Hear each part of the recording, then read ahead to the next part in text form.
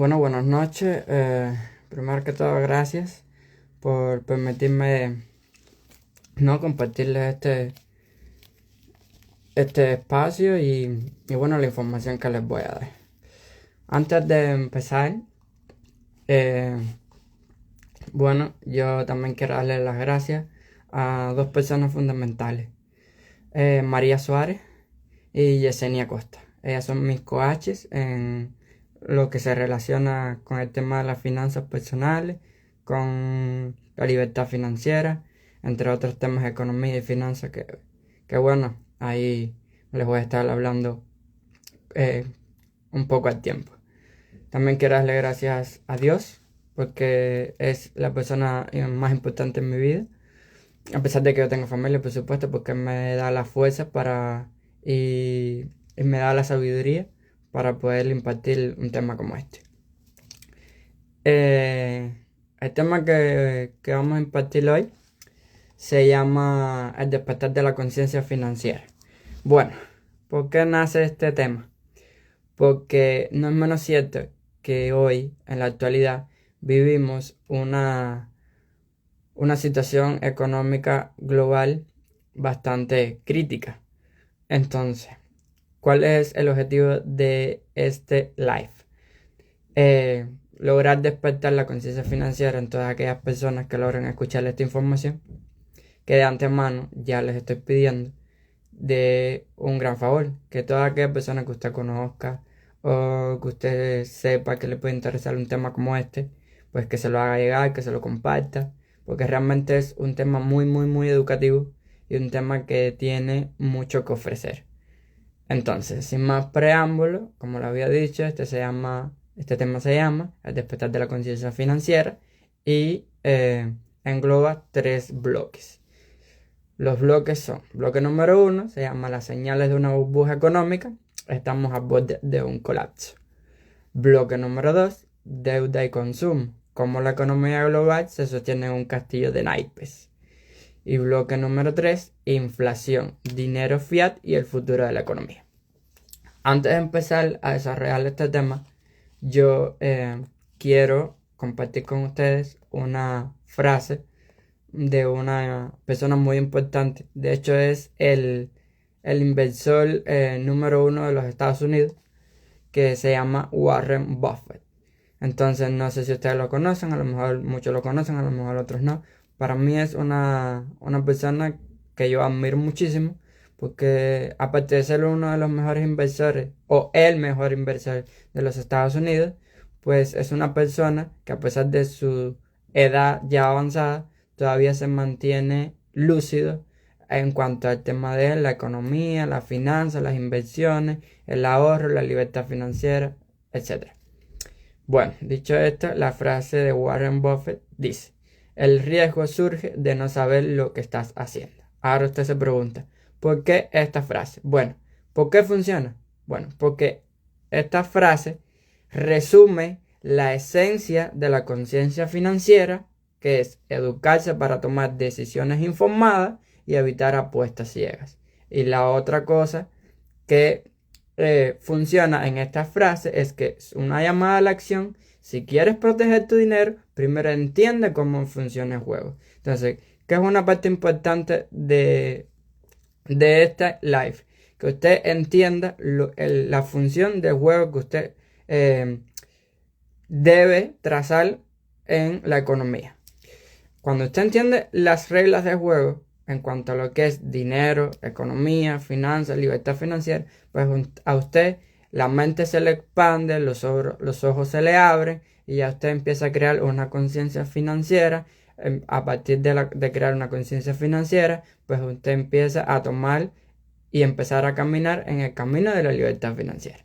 Bueno, sin más preámbulo, vamos a darle lectura, ¿no? Y desarrollo al primer bloque de la noche, que es las señales de una burbuja económica. Punto, una pregunta. ¿Estamos al borde de un colapso? Ahora yo te pregunto a ti. ¿Tú crees que estamos al borde de un colapso económico? Esa pregunta quiero que te la respondas tú y que te la respondas al final de escuchar toda esta información que te voy a dar. Bueno, Dentro del bloque número 1, que se llama las señales de una burbuja económica, estamos a borde de un colapso, tengo varios subtemas. El subtema número 1 se llama características de una burbuja económica. ¿Cuáles son las características de una burbuja económica? Bueno, para empezar vamos a hablar sobre la valoración de activos. O sea, ¿qué es la sobrevaloración de activos? Cuando el precio de un activo, por ejemplo, acciones, inmuebles, criptomonedas, se dispara muy por encima de su valor real o fundamental. Un ejemplo de esto es empresas sin ganancias con valoraciones billonarias. ¿Cómo te lo puedo explicar? Bueno, vamos directamente a los ejemplos. Del periodo de 2020 al 2024 hubieron varias empresas que tuvieron sobrevaloración de activos. ¿Cuáles podemos mencionar? La Rivian Automotive. ¿En qué se basa esta empresa? Bueno, es un sector de vehículos eléctricos. ¿Qué valoración podemos ver en ella? Valoración máxima alcanzó los 150.000 millones de dólares en el periodo de 2021. O sea, más que la empresa Ford o la GM en ese momento. ¿Tuvo pérdida? Por supuesto. Toda gran empresa, a pesar de que recauda fondos, invierte, pues también tiene sus pérdidas. Entonces, vamos a hablar de las pérdidas de esta empresa en los periodos de 2021 al 2023. En el 2021, esta empresa, Rivian Automotive, que es del sector de vehículos eléctricos, pues tuvo una pérdida de 4.7 mil millones de dólares. En el periodo del 2022, tuvo una pérdida de 6.8 mil millones de dólares. Y en el 2023, pues tuvo una pérdida de 5.4 mil millones de dólares. ¿Cuál es el contexto? Su valoración se disparó por el respaldo de Amazon y la euforia de los IVS. ¿Qué cosas son los IVS? Bueno, los servicios ambientales. A pesar de producir menos de 25.000 vehículos anuales. Este es un ejemplo de una de las empresas.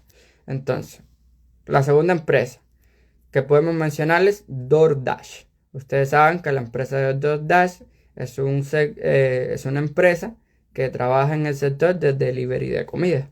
Bueno, ¿qué valoración podemos ver aquí en esta empresa? Que la empresa poseyó 7 mil millones en el año 2021. ¿Tuvo pérdida? Por supuesto, también tuvo sus pérdidas. Tuvo una pérdida en el año 2022 de 1.3 mil millones de dólares. En el año 2023 tuvo el primer beneficio trimestral, que fue con un alcance de más de 23 millones, pero aún era inestable. Entonces, ¿cuál es el riesgo que podemos ver en esta empresa? La dependencia de un mercado saturado y de costos logísticos altos. ¿Por qué digo saturado? Porque DoorDash no es la única compañía que entra en el sector de delivery y comida. O sea, existen otras. Aquí me está saludando una persona muy especial para mí, María Suárez. Que Dios te bendiga, mucho cariño también. Y gracias por estar aquí. Bueno, seguimos. Otra de las empresas que podemos mencionar es la empresa Coinbase. O sea, Coinbase. Que en el año 2021...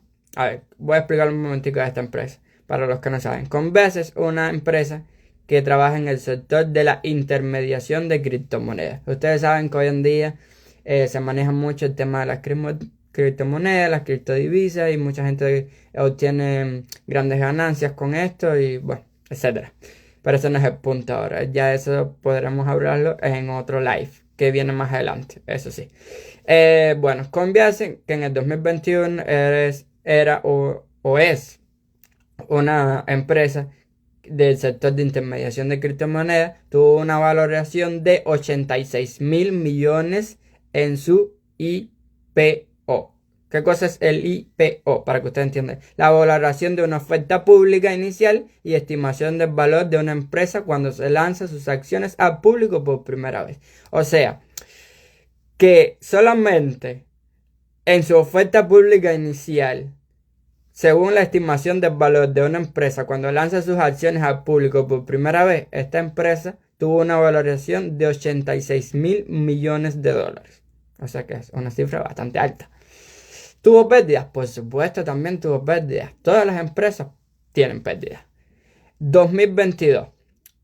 ¿De cuánto fue su pérdida? De 2.6 mil millones de dólares tras el colapso del FTX y el invierno cripto. Bueno, ¿qué cosa es el FTX? Para las personas que no saben, el FTX fue una plataforma de intercambio de criptomonedas que tenía sede en Bahamas.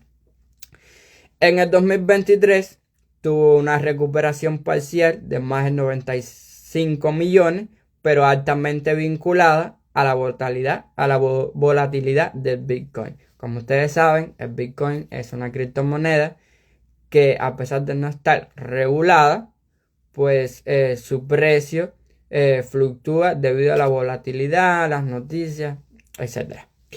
Bueno, ¿qué patrones pueden explicar estas valoraciones? Porque sí, tal vez ustedes dicen, me estás dando mucha información pero no estoy entendiendo nada. Ahora usted va a entender qué patrones explican estas valoraciones de estas empresas, que solamente le he dado el ejemplo de 3. Bueno, como patrón número 1 que explica esta valoración, podemos ver las narrativas especulativas. Ejemplo de ello, el futuro es eléctrico o la nube es infinita. Caballero, nosotros sabemos que muchos de los líderes de las grandes empresas que lideran hoy el mercado, la mayoría del tiempo se basan en especulación. Por ejemplo, que el futuro es eléctrico, que todo ahora va a ser moderno, bueno, realmente todo es moderno, pero que de aquí a, no sé, a 30 años, pues las tecnologías van a aumentar y no va a hacer falta tantas personas en los trabajos, etc. Bueno, como lo hemos oído muchas veces en importantes figuras que han entrevistado en la televisión y en otros medios de comunicación. Como segundo patrón, podemos ver que el dinero barato. Por ejemplo, en el 2020, del periodo 2020 a 2021, las tasas de interés estaban cercanas al 0%. Incentivaban apuestas de alto riesgo. Como patrón número 3 podemos ver el miedo a perderse, o mejor dicho, fear of missing out. ¿Qué significa esto? Que los inversionistas minoristas, impulsados por redes sociales y apps como aplicaciones como Robinhood. Hoy en día, bueno, Robinhood ustedes saben que es una aplicación que también usan muchas personas para inyectarle capital y pues invertir en determinadas empresas para obtener una ganancia o una rentabilidad. Ojo con esto que voy a decir ahora. Es una pregunta, pero quiero que te la respondas tú en tu mente. De acuerdo a la poca información que te da hasta el momento, ¿tú crees que estamos repitiendo la historia? O sea, quiero que te concentres en esto. Te pregunto, ¿estamos repitiendo la historia? Pero ahora tú dices, ¿por qué me preguntas eso? Bueno, remóntate en tu mente por un segundo a 20 años atrás. Digamos la década de los... no digamos 20 años atrás, hablemos de décadas principalmente. Por ejemplo, décadas del 80 al 90. De los años 80 a los años 90. Entonces ahora quiero que te respondas esta pregunta. ¿Crees que estamos repitiendo la historia? Bueno, vamos a averiguarlo. ¿Qué síntomas nos pueden decir que podemos estar repitiendo esta historia? Bueno, síntomas actuales. Cuando me refiero a actuales, vamos a hablar del año 2024, porque realmente el año 2025 acaba de empezar. Empresas de inteligencia artificial como OpenAI, valorada en 86 mil millones sin fines de lucros claros. O Hugging Face, que tiene 4.5 mil millones de dólares y siguen el mismo patrón. Altas valoraciones basadas en promesas disruptivas y no en flujos de caja. Bueno, ¿qué también podemos ver? Las startups de Climate Tech o Space Tech. ¿Por qué hablo de esto? Porque son empresas valoradas, por ejemplo, Space Tech es una empresa valorada en 180 mil millones de dólares, pero que también operan con márgenes negativos. Entonces, ¿qué pasa? Que estos casos no significa que que todas estas empresas que yo he mencionado fracasarán, pero que sí son señales de alertas que coinciden con burbujas pasadas, como la burbuja de las .com, que eso se lo voy a hablar ahora más adelante, para que usted entienda. ¿Por qué quiero que entienda bien paso a paso lo que le estoy diciendo? Porque estamos yendo por bloque. Entonces se supone que si estamos en el bloque número 1 y estamos hablando de las señales de una burbuja económica, que si estamos a borde de un colapso, usted necesita entender todas estas empresas, cómo se han manejado, cuáles han sido sus pérdidas, cuáles han sido sus beneficios, cuáles son sus valoraciones, cuáles son sus resultados.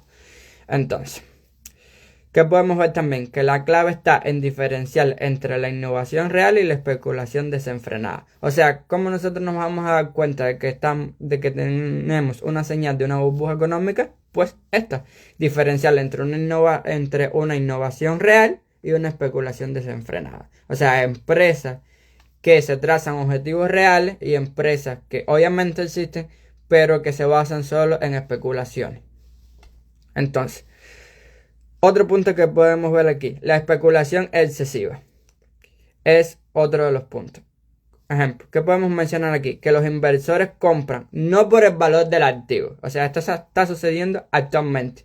Y no quiere decir que no haya estado sucediendo anteriormente, sino que hoy en día se ve con más auge. O sea, se ve con más fuerza. Los inversores compran no por el valor del activo, sino para venderlo más caro después. Obviamente, tú vas a decir, bueno, Marco, realmente lo que estás diciendo tiene sentido, porque si yo voy a invertir en determinada empresa y voy a comprar las acciones porque en determinada ocasión, debido, no sé, a la política o algún evento social, el mercado sufre una baja o una alta, pues yo determino si yo vendo mis acciones o me quedo con ellas o sigo comprando. Yo eso perfectamente lo entiendo. Pero ¿a qué voy? Que la especulación excesiva es una señal de una burbuja económica. Por eso te estoy diciendo que los inversores compran no por el valor del activo, sino para venderlo más caro después. ¿Y qué buscan priorizar? Bueno, se prioriza el momentum sobre el análisis o el análisis racional. ¿Qué es el momentum? Bueno, pues el momentum es como un sistema, ¿no? Que la gente se crea como para para explicar lo que acabo de decirle. O sea, si yo soy inversor, compro una acción y en determinado momento el mercado sube o baja, digamos, porque el mercado es una cosa que es así, es volátil, lo mismo sube que baja, debido a factores políticos, o de factores sociales o factores medioambientales. Eso depende de lo que se dé o de lo que se está dando en el momento, en el contexto actual en el que estemos viviendo. Pues las personas, como lo habían dicho, o sea, los inversores en este caso, priorizan comprar el valor de un activo, no por el valor del activo, sino para venderlo más caro. O sea, piensan a largo plazo. Es lo que me refiero. Bueno, otro punto es que podemos ver aquí que puede haber un endeudamiento descontrolado. O sea, un endeudamiento descontrolado es otra señal de una burbuja económica. ¿Cómo podemos verles? Bueno, pues créditos baratos y facilidad para pedir préstamos. O sea, personas, empresas o gobiernos que alimentan compras y sostenibles. Ahora vamos a pasar al subtema número 2, que es los casos históricos clave. Bueno, creo que presten mucha atención porque aquí esto tiene un orden cronológico. O sea, este live que se llama El despertar de la conciencia financiera, para que lo puedas entender, pues tiene un orden cronológico en el cual usted tiene que atar punto por punto de lo que yo le estoy diciendo para que usted se pueda llevar toda la información bien organizada y que la pueda entender de una manera efectiva. Entonces, subtema número 2, casos históricos clave. Bueno, como casos históricos clave tenemos como número 1 la tulipomanía. ¿Qué fue la tulipomanía? Para personas que no tienen conocimiento de historia económica o obviamente pido perdón para las personas que sí lo tienen, porque yo no me las sé todas. Yo soy una persona que solo Dios utiliza como instrumento para llegar a usted y darle la información.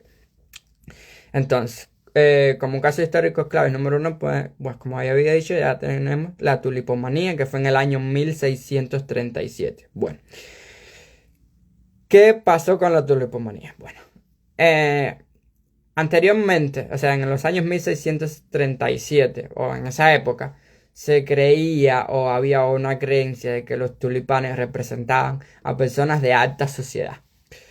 Ustedes saben que nosotros los seres humanos a veces nos creamos creencias, ¿no? Y cosas así, por el estilo. Bueno, ¿qué surgió a partir de esta creencia? Que los bulbos de tulipán en Holanda, porque eso se desarrolló principalmente en la región de Holanda, alcanzaron precios absurdos equivalentes a una casa de lujo. O sea, póngase a pensar, simplemente por la creencia de que los tulipanes posicionaban a las personas en un estatus social elevado, un tulipán llegó a tener, o sea, llegó a tener el equivalente de valor a una casa de lujo. O sea, es una locura. Porque realmente usted dirá, como una planta va a tener el valor que tiene una casa. O sea, se ve absurdo. Pero yo aquí lo que quiero es que usted entienda es una cosa. Como el ser humano se crea cosas en su mente y al crearlas no mide las consecuencias y no ve las consecuencias, o sea, el resultado que puede tener dicha idea o dicha cosa que pensó a largo plazo. Porque si yo hubiera vivido en aquella época, pues tal vez hubiera cometido el mismo error porque soy ser humano y pues como ser humano me equivoco, ¿no? No soy perfecto. Pero hubiese usado el razonamiento lógico. Como un tulipán va a tener el equivalente de valor a una casa de lujo. O sea, eso es imposible. Eso es una cosa absurda. Pero bueno, esas fueron cosas que pasaron en aquella época. Ya eso hoy en día no pasa. Pero bueno, tal vez sí pase, pero no con los tulipanes, sino con otras cosas. Entonces, ¿cuál es la lección que nos enseñó este caso histórico, clave como la tulipomanía de 1637? Bueno, como lección principal tuvo que el valor artificial colapsa cuando la demanda se agota. O sea, obviamente estamos hablando de un tulipán. Un tulipán es una cosa que es una planta, o sea, es parecida al ser humano, es un ser vivo, o sea, nace, crece, se reproduce y muere. O sea, es un valor artificial. No tiene un valor tangible en que, el cual yo pueda tocar, el cual yo pueda vender el día de mañana. Obviamente, al surgir esta idea absurda, pues los precios se dispararon, la gente empezó a tener un descontrol mental porque todo el mundo, oh, yo quiero tener tulipanes, si yo invierto en tulipanes, eso quiere decir que soy una persona de alta sociedad, nada malo me va a pasar. Porque ¿qué pasa? Que nosotros los seres humanos, cuando se trata de economía, cuando se trata de finanzas, cuando se trata de inversión, sí tenemos como un botón rojo que dice que si lo apretamos nos impulsa hacia adelante, pero no tenemos el botón que nos frena. Entonces, en la vida y en las finanzas hay que tener dos botones, uno rojo que te impulsa y uno, digamos, no sé, de otro color que ustedes quieran, no sea verde, por ejemplo, o azul, que nos frene.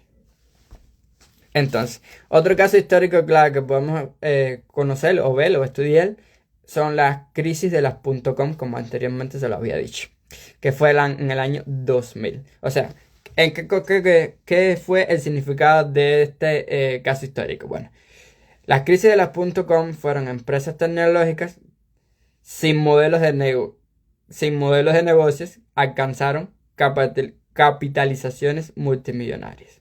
O sea, fueron empresas tecnológicas que sin modelos de negocio alcanzaron capitalizaciones multimillonarias. O sea, las empresas existían pero no tenían un modelo de negocio, no sabían cómo iban a obtener o dar servicio y obtener ganancias por la prestación de esos servicios.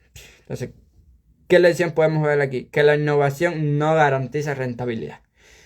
Entonces, ¿qué pasa? Quiero que entiendan esto muy bien porque este es un punto clave que dice mucho énfasis. Nosotros hoy en día creemos que porque la tecnología avanza, vamos a tener una rentabilidad. Caballero, eso no es cierto. ¿Por qué? Porque todo es momentáneo. Tal vez, yo no digo que la tecnología no siga avanzando. Obviamente va a seguir avanzando y va a seguir avanzando para bien o para mal, en dependencia de la persona que la crea y dependencia de las personas del modo en que las personas lo usen. Pero, que sí quiero que quede bien claro, que la innovación no garantiza rentabilidad, porque yo puedo crear o inventar una nueva tecnología digital, pero y cuando la lanza al mercado, no es efectiva, no resuelve un problema que la sociedad necesite, pues obviamente cuando no resuelve un problema que la sociedad necesite, pues no voy a tener rentabilidad, no voy a tener devolución de la inversión que yo hice. Entonces, para hacer énfasis en este caso histórico, porque fue uno de los casos históricos que más hice énfasis, para que usted entienda bien. Bueno, este caso histórico inició en el año 1997. Increíblemente, cuando yo me puse a estudiarlo y a desarrollarlo, yo dije, wow, en 1997 fue en el año en que yo nací. Bueno, ¿qué pasó? Cuando las bolsas de valores occidentales empezaron a crecer y multitud de empresas tecnológicas a nacer. O sea que en este año fue cuando las bolsas de valores occidentales empezaron a crecer y la multitud de empresas tecnológicas a nacer. Por ejemplo, de ellas podemos ver Apple, Microsoft y Yahoo. O sea, ahora quiero que escuchen muy bien lo que te voy a decir. En este mismo año, con esta crisis, con este caso histórico clave, también aparece un mercado importante. Y ese mercado importante es el Nasdaq. Bueno, ¿qué es el Nasdaq? El Nasdaq, para los que no saben. Bueno, el Nasdaq es la bolsa de valores electrónica y automatizada más grande de los Estados Unidos, con más de 3.800 compañías y corporaciones.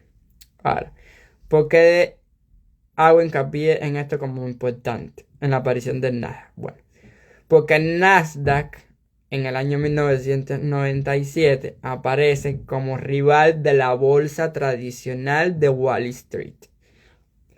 Ahora, ¿cuál era el modelo de negocio de este caso histórico?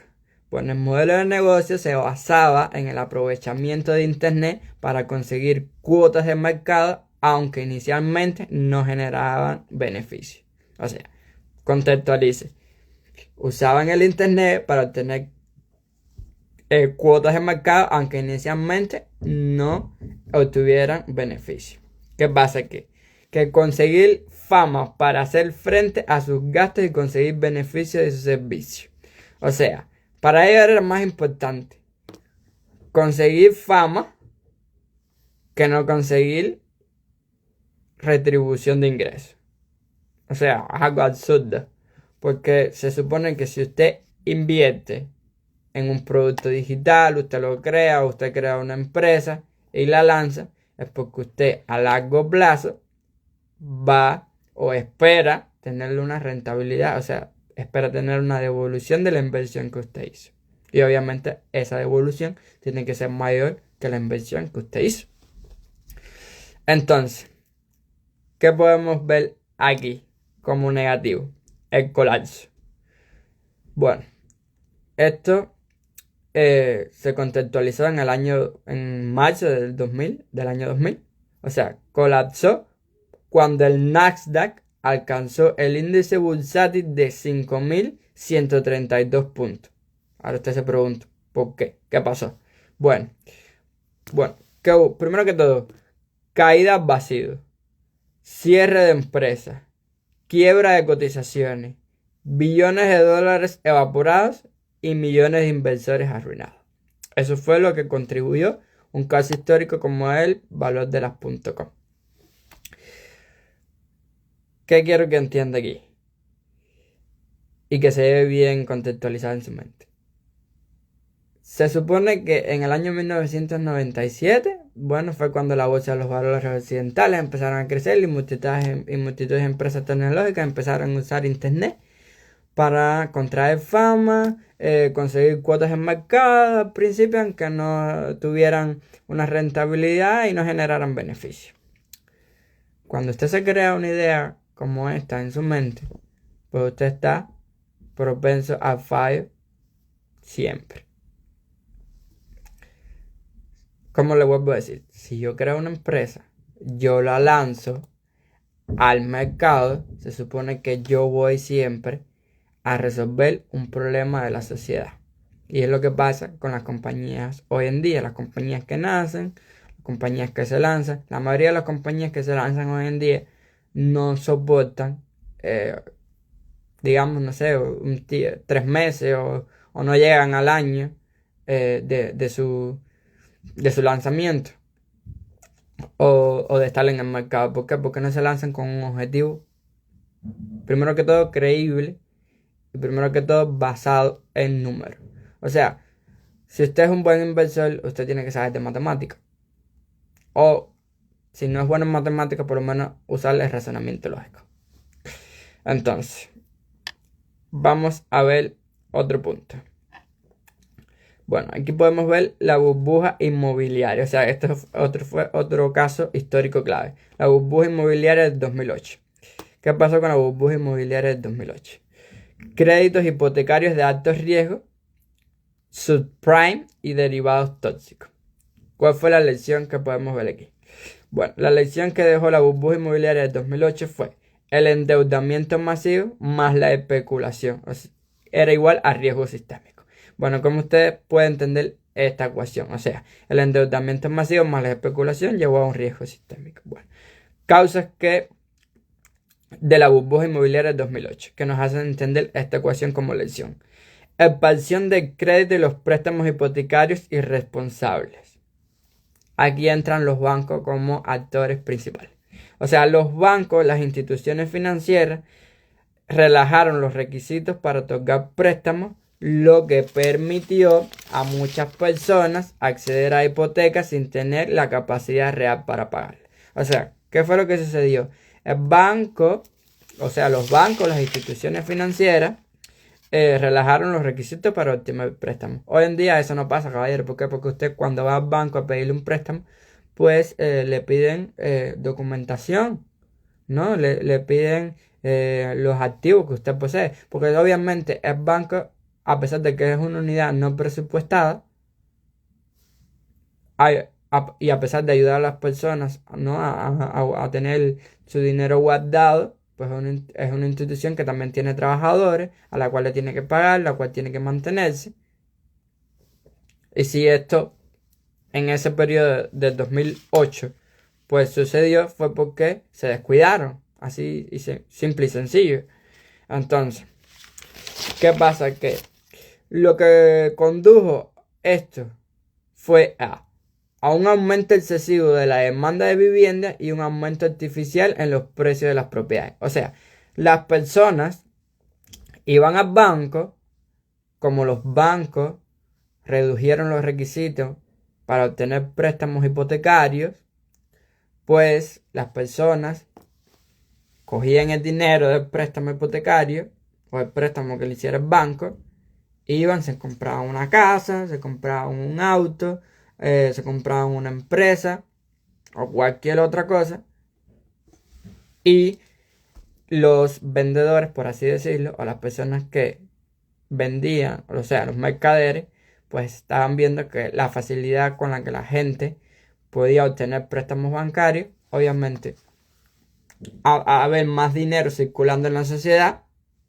pues el mercader es una persona inteligente. Dice, bueno, hay más dinero circulando, eso me da señal a mí de que muchas personas tienen dinero, pues yo voy a lanzar todos mis productos y los voy a vender. Voy a crear más demanda, pero encima de que creo más demanda, pues le subo el precio. Es simple y sencillamente lo que esto significa. Bueno, para hablar acerca del sistema número 3. El sistema número 3 se llama análisis del panorama actual. O sea, vamos a ver ahora lo que está sucediendo en el panorama actual. En cuanto a los mercados financieros, Los índices como el Standard & Poor's 500 en máximos históricos. Entonces, sobrevaloración por la inteligencia artificial o por tasas bajas. Yo creo que se haga esta pregunta. ¿Por qué índices como el Standard & Poor's 500 han alcanzado su máximo histórico? Ya sea por una sobrevaloración de la inteligencia artificial o por tasas bajas. Ahora, ¿qué le voy a explicar? El Standard & Poor's 500, para las personas que no saben, constituye las 500 empresas más grandes de Estados Unidos, incluso en un contexto de inflación alta y subidas de tasas de interés. Entonces, para saber si en el análisis del panorama actual, si el índice como el Standard & Poor's 500 está en su máximo histórico, tenemos que ver que incluso en un contexto de inflación alta y subida de tasas de interés. ¿Qué podemos ver aquí? Por ejemplo, como inciso inciso número 1 o A, como usted lo quiere decir, puede ver el hype de la inteligencia artificial. ¿Qué cosa es el hype de la inteligencia artificial? Bueno, son empresas vinculadas a la inteligencia artificial, como por ejemplo Nvidia, Microsoft, OpenAI, Meta, Google, que han experimentado subidas estratosféricas. ¿Qué quiere decir esto? Que esas empresas en el mercado han tenido altas subidas estratosféricas, o sea, que su valor ha aumentado con el tiempo. Por ejemplo, Nvidia multiplicó su valor por 7 entre 2022 y 2024. O sea que entre el periodo de 2024 de 2022 a 2024, la empresa Nvidia, que es una empresa tecnológica que tiene entre sus funcionalidades inteligencia artificial, multiplicó su valor por 7. ¿Qué hace esto? Que impulsa por la demanda de chips de inteligencia artificial.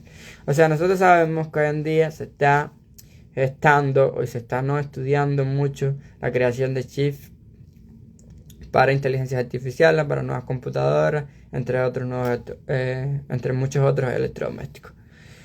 ¿Cuál es la narrativa dominante en este caso? Bueno, que los mercados están apostando a que la inteligencia artificial genera ganancias revolucionarias a largo plazo, aunque aún no se materialicen en flujo de caja masivo. O sea, señores, hay que entender una cosa. Usted puede tener una idea y puede ser y llevarla primero que todo, llevarla a papel, llevarla a los números, llevarla a una contabilidad, etcétera, lo que usted quiera hacer. Pero si el resultado no es tangible, pues sencillamente no se lance, no lo haga. ¿Por qué? Porque solamente está especulando. Y cuando usted lanza una determinada cosa, pero se basa en la especulación, usted está propenso a afectar no solo a la sociedad, sino a la economía. Y eso trae consigo, pues ya lo que sabemos, pues mucho de lo que ya sabemos: pobreza, desigualdad social, que obviamente la desigualdad social siempre ha existido, pero ¿qué pasa? Que ahora se está viendo con más auge. Bueno, ¿qué riesgo podemos ver? Bueno, que muchas acciones tech tienen ratios. ¿Qué es el ratio? Bueno, pues es el precio en relación con el beneficio superiores a 30 veces, cuando el promedio histórico es de 16 veces. O sea, que esto sugiere que los inversores están pagando un servicio premium por expectativas futuras. A buen entendedor, con pocas palabras, basta, caballero. ¿Qué quiere decir esto? Que si todo se basa en la especulación, prácticamente yo estoy pagando algo o un servicio premium por expectativas futuras que no sé si se van a materializar. ¿Qué contexto muy importante podemos ver aquí? Nosotros los seres humanos a veces creamos expectativas, no solo en las personas, sino también en la sociedad. Y cuando usted crea una expectativa y usted no la puede cumplir, entonces usted tiene que abstenerse a riesgo de las críticas, de lo que la gente quiera decir o comunicar. ¿Por qué? Porque usted hizo creer una cosa. Obviamente nosotros sabemos que confiar en los seres humanos no es factible. ¿Por qué? Porque somos seres humanos, estamos propensos a equivocarnos siempre.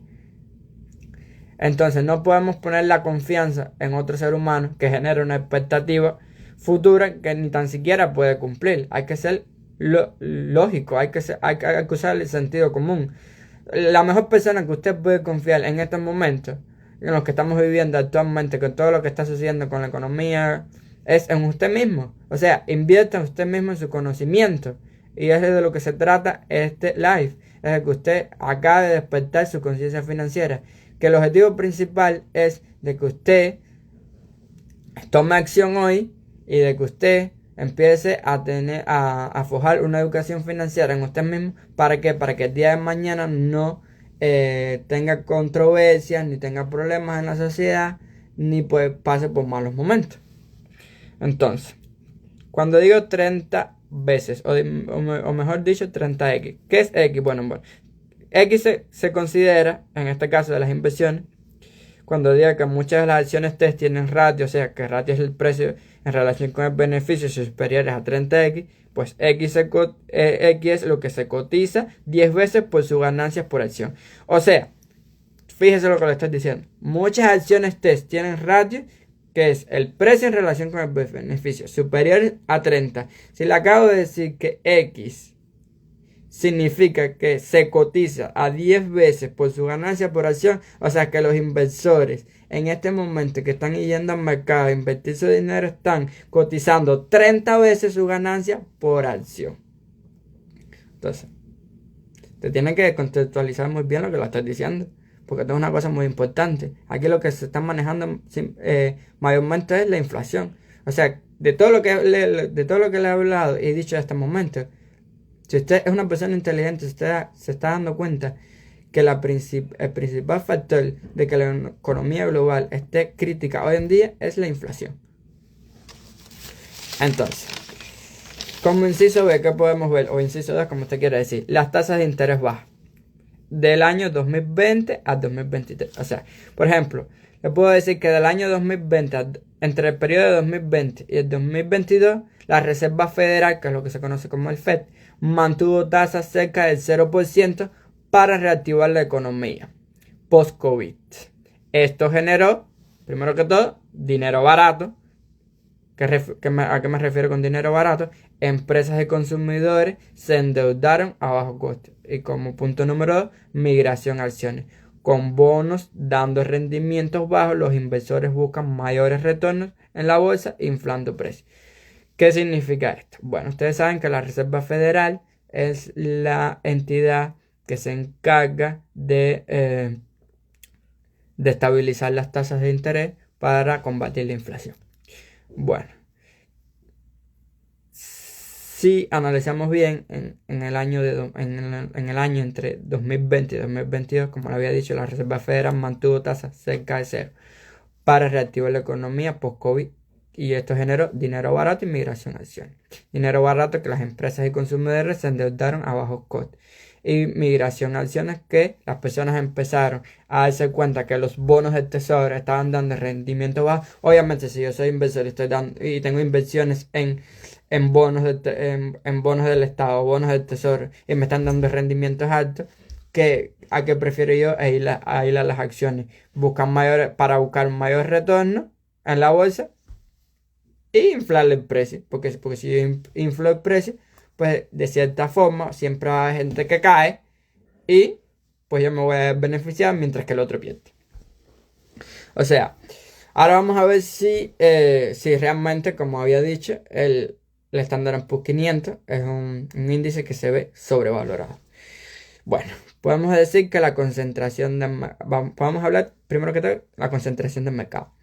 Las 7 grandes empresas tecnológicas, Apple, Microsoft, Amazon, Meta, Alphabet, Nvidia y Tesla, representan el 30% del Standard & Poor's 500. Esto implica que el índice depende desproporcionadamente de un puñado de empresas aumentando el riesgo sistémico. Si usted se pone a pensar, pues obviamente lo que yo estoy diciendo tiene contexto y es realista. O sea, si el Standard & Poor's 500 la compone las 500 empresas más grandes de los Estados Unidos, pues la economía prácticamente en este mercado se ve desproporcionada por un puñado de empresas que aumentan el riesgo sistémico. O sea, que si yo soy una empresa como Apple, Microsoft, Amazon, Meta, Alphabet, Nvidia, Tesla, si yo quiero aumentarle el precio en mis acciones, pues yo se lo aumento porque yo soy el dueño. Y yo lo que estoy buscando es un mayor retorno de personas que quieren invertir en las acciones de mi empresa. Y de esta forma lo que estoy haciendo, que obviamente no es ético, es contribuyendo a la inflación. Como inciso B podemos ver que los beneficios corporativos versus expectativas. ¿Cómo podemos entender esto? que en el año 2023 los beneficios del Standard Poor's 500 cayeron en un 2%. O sea, si antes se vio un crecimiento, ahora podemos ver un descenso. Pero el índice subió más del 24%. O sea, es decir, que los precios subían mientras las ganancias caían. Una señal clásica de sobrevaloración de inflación. ¿Qué podría ahora, quiero que se pregunte esto. ¿Qué podría desencadenar un colapso? Bueno, vamos a responder esta pregunta muy interesante. Persistencia de la inflación alta. O sea, si la Reserva Federal no baja las tasas, el endeudamiento corporativo se encarece. Por ejemplo, en enero, o sea, en este año de 2025, la Reserva Federal ha mantenido una tasa de 4.25% a 4.50%. ¿Qué es lo que ha buscado la Reserva Federal manteniendo estas tasas de interés?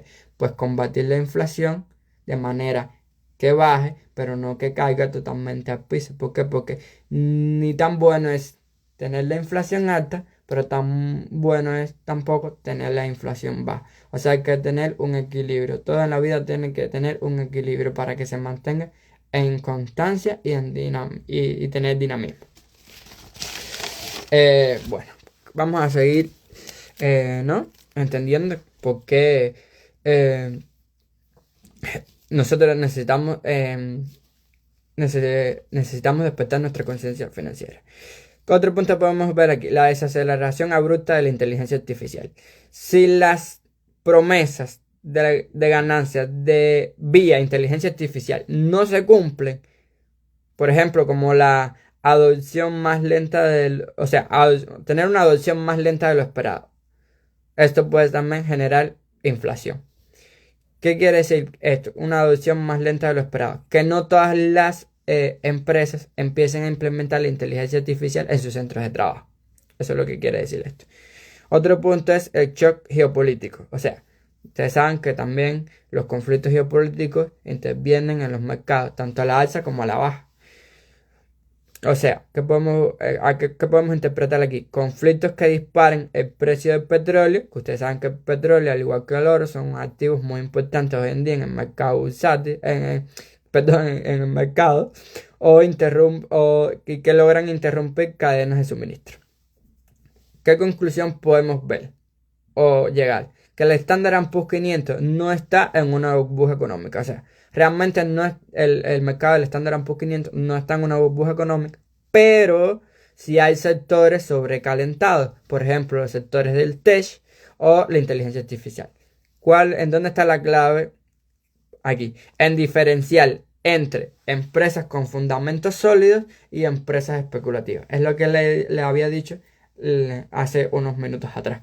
O sea, si usted es inversor y un inversor inteligente, usted va a dar su dinero, usted va a invertir en empresas con fundamentos sólidos, que tengan objetivos sólidos, que tengan objetivos a largo plazo, pero que sean objetivos tangibles, que el día de mañana usted los puede tocar y obtener un beneficio y una rentabilidad cuando usted pone ese dinero en eso. Porque si yo soy inversor inteligente, yo no voy a ir a poner mi dinero en una empresa que solo se basa en especulación todo el tiempo. O sea, yo creo que vamos, no sé, a crear una inteligencia artificial y con la ayuda de la inteligencia artificial vamos a poder colonizar, por ejemplo, Marte, por así decirlo. O sea, eso es completamente absurdo. Ese objetivo no es tangible. ¿Por qué? Porque yo sí puedo crear una inteligencia artificial, pero una inteligencia artificial para ir a colonizar el planeta Marte, no, ya eso es una cosa especulativa, ya eso es una cosa irracional. Eso no entra ni en eso no entra ni en el contexto de lo que es un pensamiento racional en el ser humano. Otra cosa que podemos seguir viendo aquí. Los bienes raíces. Bueno, los bienes raíces, como ustedes saben, es todo lo que tiene que ver con la venta de casas, empresas, inmuebles, etc. Bueno, ¿qué podemos ver aquí? Que como los bienes raíces, los precios disparados en ciudades como Miami, por ejemplo, hoy en día es uno de los estados de Estados Unidos donde la venta de casas, pues el precio de las ventas de casas se ha disparado tan excesivamente altos que nadie puede llegar hoy en día a comprar una casa. En CDMX, o sea, Ciudad de México, o en Madrid. Más del 30% en 3 años. O sea, que el precio de los bienes raíces se ha disparado en más del 30% en 3 años en estos principales lugares que te he dicho. Miami, que es uno de los estados de Estados Unidos, en Ciudad de México y en Madrid. ¿Qué factor ha llevado a esto? La inflación, la escasez de vivienda y la especulación post pandemia. Ustedes saben que cuando la COVID-19, pues hubo muchas personas que perdieron su trabajo, otros perdieron la vida. Desafortunadamente, pues la economía global cayó en una crisis y pues hubo que hacer reajustes, ¿no? Para poder mantener el equilibrio en la sociedad. Otro punto que podemos ver muy importante es el de las criptomonedas. Yo realmente no soy muy fan de las criptomonedas, pero es un punto clave a mencionar para que usted entienda todo el contexto que yo le estoy hablando y que pueda contextualizarlo de forma correcta. O sea, ¿en qué se basa la criptomoneda? En volatilidad externa. Por ejemplo, el Bitcoin que pasó de 69.000 a 16 en el 2022. Luego hubo una recuperación parcial. ¿Qué quiero decir con esto? Que las nuevas burbujas, por ejemplo, en meme coins y proyectos sin utilidad real. ¿A qué me refiero? Que las criptomonedas es una forma de hoy en día contribuir a la inflación. Sí, yo realmente respeto todo a las personas, ¿no? Que tengan un cierta valoración sobre este activo que son las criptomonedas, por ejemplo el Bitcoin, el Ethereum y todas esas criptomonedas que hoy en día están en el mercado, pues obviamente yo respeto, ¿no? El pensamiento que tiene cada persona, pero a mi modo de pensar y en mi humilde opinión, creo que esto no es más que un sistema económico que no tiene sentido realmente para la sociedad, porque donde unas pocas personas se vean favorecidas mientras otras se van empobreciendo, eso no es un sistema equitativo, no es un sistema que valga la pena invertir. Realmente no, porque realmente, si usted se pone a contextualizar bien lo que le estoy diciendo, esto lo que hace es crear desigualdad social. Y con la desigualdad social vienen los problemas como, por ejemplo, eh, personas que se dedican a robar, personas que se dedican a matar a otras personas por dinero, entre otros problemas que ustedes ya saben existen en la sociedad. Para abordar el sistema número 4 de entre este bloque número 1, bueno, que se llama acciones individuales para proteger el patrimonio. ¿Cuáles son esas acciones individuales que nosotros podemos llevar a cabo para proteger nuestro patrimonio? Bueno, como número 1, la diversificación. Caballero, los grandes inversores de hoy en día siempre hablan de la diversificación de activos. Si usted va a poner su dinero en el mercado, usted va a invertir en sea lo que sea que usted quiera invertir en el mercado, usted tiene que tener una diversificación. ¿Por qué? Porque si usted se cae en una cosa, el otro activo en el cual usted invirtió su dinero, pues lo puede mantener a flote. O sea, no poner todos los huevos en una misma canasta. Por ejemplo, mezclar oro, bonos estables, efectivos y activos físicos.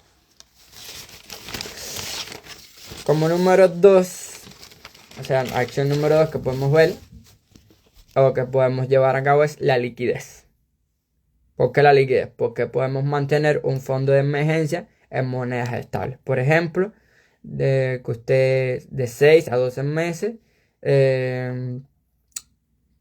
tenga determinados gastos, pero que usted lo tenga como un fondo de emergencia. Siempre es importante, a pesar de usted tener su inversión, tener un fondo de emergencia. ¿Por qué? Porque cualquier cosa puede ocurrir. No estamos exentos a, por ejemplo, una enfermedad terminal, que Dios no lo quiera, o un accidente, o se presenta una oportunidad, porque no solamente tienen que ocurrir cosas malas, sino también pueden ocurrir cosas buenas, como por ejemplo, usted tiene su fondo de emergencia ahí y aparece la compra de una casa o la compra de una empresa o la compra de un auto y usted lo necesita de antemano y bueno, usted toma ese fondo de emergencia, invierte en el activo que usted va a comprar y usted es feliz.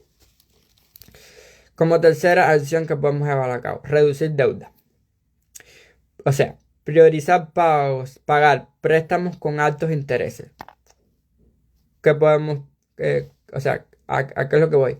Pagar tarjetas de crédito y hipotecas variables. O sea, utilizar el crédito es bueno, pero no llegar al límite.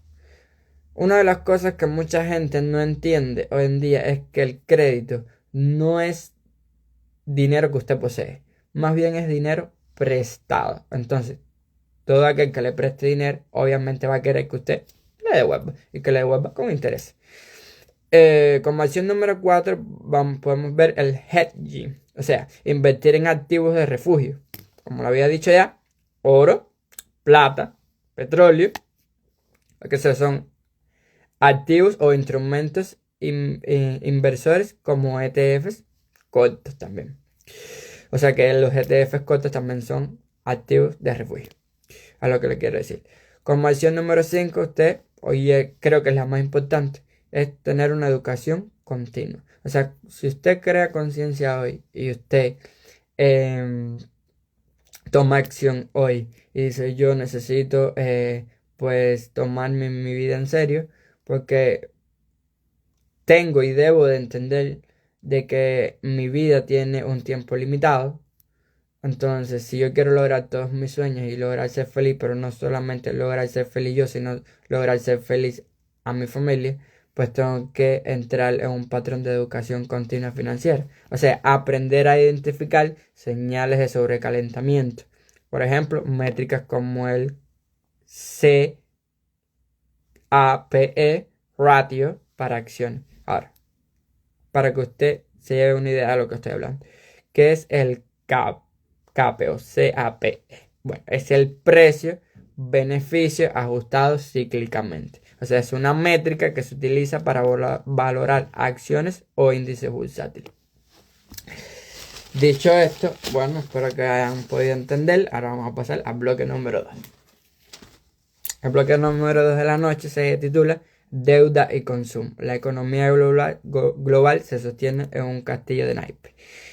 Este bloque necesito que presten mucha atención porque es un bloque, creo que es uno de los más importantes. Como su tema número 1 tiene el impacto del endeudamiento masivo. Vamos a verlo en varios ejemplos. Por ejemplo, ejemplo número 1 es en los gobiernos. O sea, Estados Unidos tiene una deuda pública actualmente de 34.5 billones de dólares. ¿Qué representa esto? El 130% del Producto Interno Bruto en el año 2024. Otro país que podemos ver que está en este mismo contexto es Japón, que tiene una deuda o un Producto Interno Bruto del 260%. O sea, la más alta del mundo en relación con Estados Unidos. ¿Cuál es el riesgo que existe aquí? Si las tasas de interés suben, el pago de los intereses devora a los presupuestos. ¿Qué ejemplo podemos ver? Que Estados Unidos gasta más en intereses que en defensa. Las empresas, otro punto importante. ¿Qué podemos ver en las empresas? Sobre endeudamiento en sectores riesgosos. Por ejemplo, Tesla, que es una de las compañías que antes había mencionado, tiene 9.000 millones en deudas para financiar gigafábricas.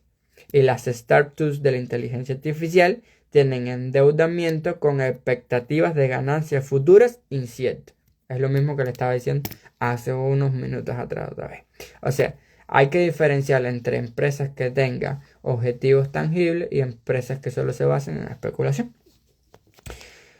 Otro punto que podemos ver en el subtema número 1, que es el impacto del endeudamiento masivo, es en las personas. O sea, las personas con créditos al consumo. O sea, por ejemplo, México tiene 78% de los hogares en México tiene deudas. O sea, si usted se pone a pensar, 78%, prácticamente viene siendo un, digamos, 22%, si lo redondeamos bastante bien, de los hogares que no tienen deudas.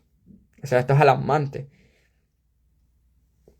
Ahora, ¿qué podemos ver aquí? Ahora, una cosa muy importante que usted quiere que entienda, porque a lo mejor te dice, bueno, me estás dando mucha información, pero no sé de dónde sacaste esa información. Bueno, una de esta información para decirle que un punto importante fue en el impacto del endeudamiento masivo eran las personas y que como crédito de consumo en México tenía 78% de los hogares tiene deuda, pues esa fuente la saqué del ENIF, que es el ENIF, la encuesta nacional de la industria financiera. Y eso usted lo puede buscar en internet y principalmente en el año 2023. Ahora, España. España tiene una deuda media por hogar de 56.000 euros en tarjetas más hipoteca. Estamos hablando de personas, o sea, realmente no vamos a hablar en el contexto del gobierno porque sabemos que si vamos al contexto del gobierno, pues España tiene una deuda mucho mayor. Pero por persona, la deuda media por hogar asciende a los 56.000 euros entre tarjetas más hipoteca. ¿Qué consecuencias podemos ver? Bueno, aquí los impagos, el estrés financiero y la menor capacidad de ahorro. O sea que realmente, si nos ponemos a razonar bien, prácticamente la gente no está ahorrando nada, está consumiendo más, nos hemos convertido en una sociedad consumista en vez de ahorrativa. O sea, yo voy hoy, me compro un iPhone y a la semana pues sale el iPhone Pro Max, no sé, 17, 20, el número que sea. Ya el que no me conformo con tener el que yo me compré hace una semana atrás, no, ya yo necesito el nuevo. O sea, porque yo necesito mantener mi estatus social. Eso es algo estúpido. Pero bueno, cada quien tiene su forma de pensar y yo lo respeto. Pero realmente eso no es sano. Va a decir que usted quiere mantenerse a flote, ¿no? O sea, y cumplir todos sus sueños, y cumplir el sueño de su familia, la alegría a sus hijos, etc. Bueno, como su tema número 2 podemos ver el consumo insostenible con el crecimiento artificial. Bueno, la paradoja del Producto Interno Bruto. Esto es un punto muy importante. El crecimiento económico se mide por consumo, aunque este se financie con deuda. Ejemplo de eso podemos ver aquí en Estados Unidos se celebra Black Friday, que impulsa ventas. Por ejemplo, el 40% de las compras en Estados Unidos son con tarjetas de crédito, o sea, deuda a corto plazo. O sea, realmente se está dando cuenta, aquí las personas utilizan más la deuda que su propio dinero. ¿Por qué? Porque prefiero utilizar el dinero que me prestan y después devolverlo. O sea, eso es algo irracional. Porque si yo soy una persona inteligente y estoy creando conciencia financiera, ¿por qué voy a utilizar el dinero de otra persona cuando tengo el mío? Obviamente usted no digo que no lo pueda utilizar, sí lo puede utilizar, pero utilícelo con educación.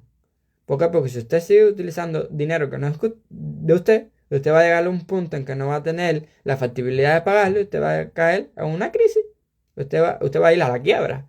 Entonces, y levantarse le va a costar trabajo. Otro punto que podemos ver aquí son los casos emblemáticos. Por ejemplo, las fast fashion, que son industrias que generan 92.000 millones de toneladas de desechos anuales, pero aporta el 10% del Producto Interno Bruto de Bangladesh. O sea que esto funciona en Bangladesh. O sea, ahora podemos ver la obsolencia programada.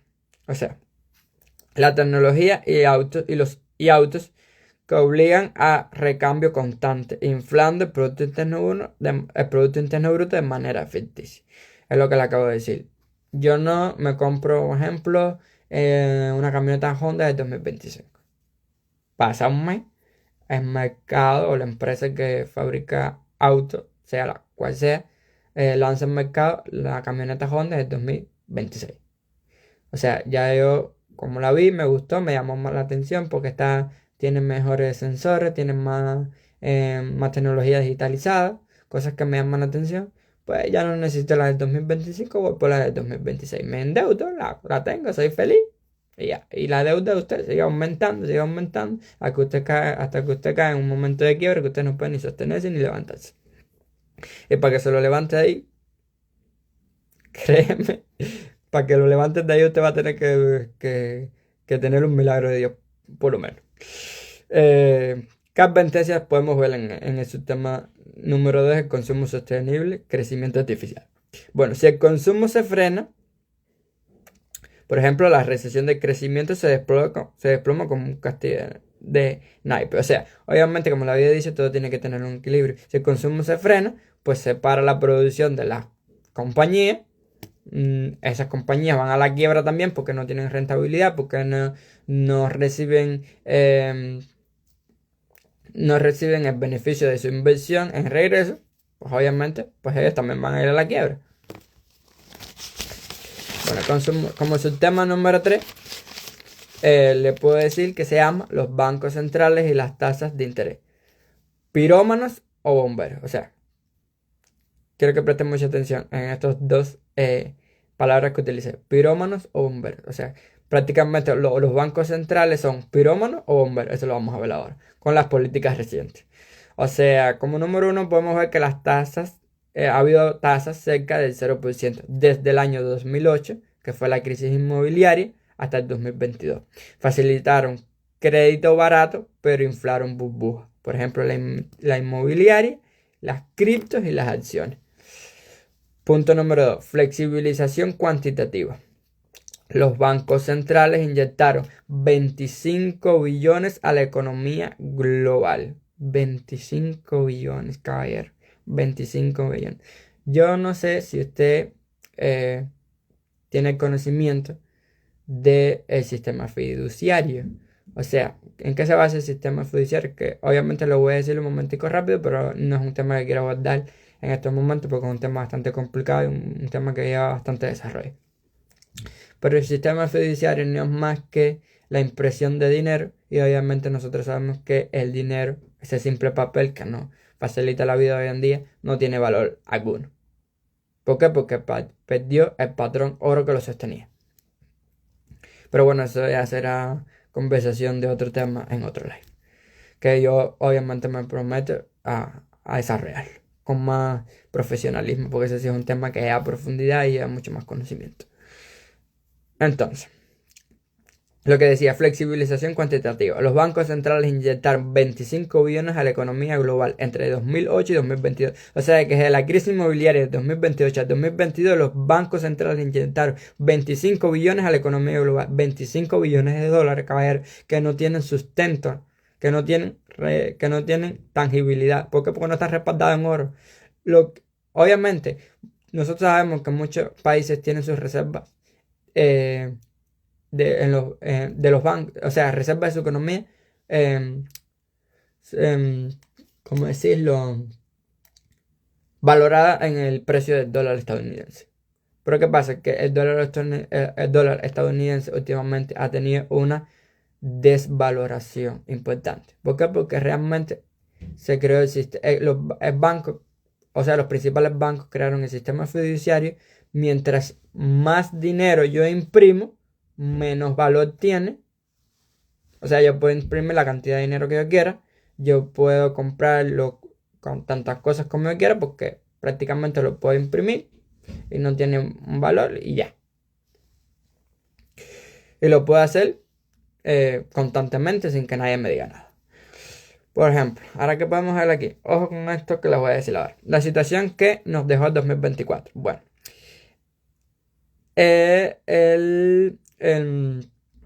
la Reserva Federal, el Banco Central Europeo y entre otras entidades subieron las tasas de un 5 al 6%, pero la deuda acumulada es tan alta que gobiernos piden recortes de tasas para no colapsar y los mercados siguen especulando. Tienes razón, tiene completa razón todo lo que le estoy diciendo porque mientras más yo imprima dinero, más recortes pido de tasa para no colapsar. ¿Por qué? Porque si yo imprimo dinero, yo logro comprar más cosas. Y al yo imprimir dinero, como el dinero no tiene un valor tangible como el oro, por ejemplo, como el petróleo, como la plata, que han sido valorados últimamente en el mercado, pues yo puedo pedir recortes de tasa para no colapsar. Así de sencillo. O sea, imprimo dinero, compro cosas. sigo pidiendo recortes, pero no colapso. ¿Qué resultado puedo ver aquí? Dependencia crónica. La economía global necesita deuda barata para no colapsar, perpetuando el siglo. O sea, seguir imprimiendo dinero, sigo comprando cosas, pero no colapso. Como subtema número 4, estrategias para reducir la dependencia de la deuda. Muy importante este subtema. Como regla número 1, podemos ver las reglas 50, 30, 20. ¿Qué es la regla 50, 30, 20? Bueno, 50% de necesidades, 30% de deseo, 20% de ahorro, deuda. O sea, yo puedo tener 50% de necesidades. Tener un 30% de lo que yo desee, pero no me puede faltar el 20% de ahorrar o también que se puede dividir entre 20%, que es 10% de ahorro, 10% de deuda. Como segundo estrategia, perdón, método de pago de deuda. O sea, avalancha. Atacar primero las deudas con mayor interés. O sea, si yo tengo una deuda, no sé, digamos de $10,000 en comparación con una deuda de 500, ¿cuál me es factible a mí atacar primero? Pues la deuda de $10,000. ¿Por qué? Porque esa deuda de $10,000 me va a generar intereses más altos. O sea, otro punto que podemos ver aquí como método de pago de deuda es la bola de nieve. ¿En qué consiste el sistema de la bola de nieve? Pagar las deudas pequeñas para motivación psicológica. Hay gente que piensa que dicen, o que no, digo yo, que piensan en su mente.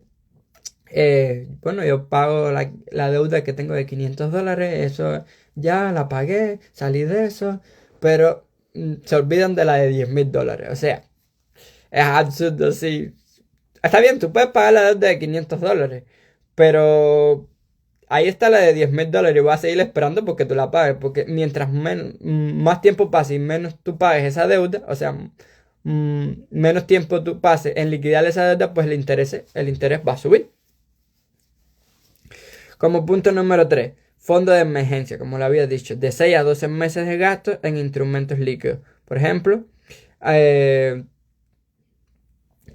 cuentas de ahorro, los CETES, que para las personas que no saben qué cosa es los CETES, pues son certificados de tesorería de la Federación. Más bien esto se ve en México.